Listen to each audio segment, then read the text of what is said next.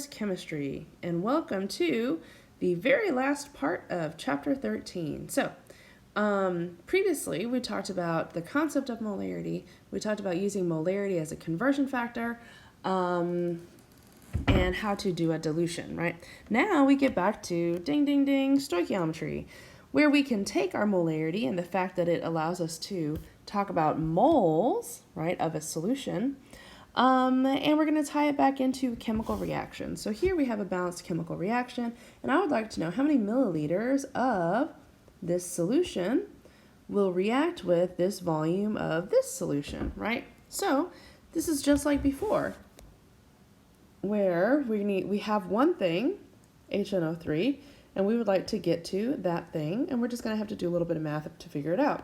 Obviously, again, going back to Chapter 8, anytime I want to convert between moles of one thing and moles of a separate thing, I'm going to have to employ, right, at some point I'm going to need to employ a mole ratio. And obviously, in order to do mole ratios, I need to be in the unit of moles, which is where molarity comes in, right? So, looking at my given, so the given in this case, right, so when we see that there are so many numbers, we might be confused. But the given is the thing that we can figure out moles of, right? So just knowing the molarity does not give us moles, right? Because again, molarity is a conversion factor. This is a relationship that says I have 0.0112 moles of Na2CO3 equal to 1 liter. That's not a piece of information I can work with. That's a piece of information I can use as a conversion, right? Which means that this is my given and that which I'll start from, because I have a volume and a concentration, which means I can get to moles. All right, so starting with our 27.2 milliliters of HNO3, and I know that there are 1,000 milliliters for every 1 liter. I also know, based on that molarity, that there are 0.135 moles of HNO3 for every 1 liter of HNO3. I also know that for every 2 moles of HNO3, I require 1 mole of sodium carbonate. And I also know that for every 0.112 moles of sodium carbonate, I would require 1 liter of my solution. Yes, right? So this is saying, right, if I think about this in words, right, this is saying that for this volume of this concentration, right, this gives us moles. I would then use my mole ratio and the molarity of my other solution. So this is how many moles we would need. This is moles of my given. This is my mole ratio. And here is the volume.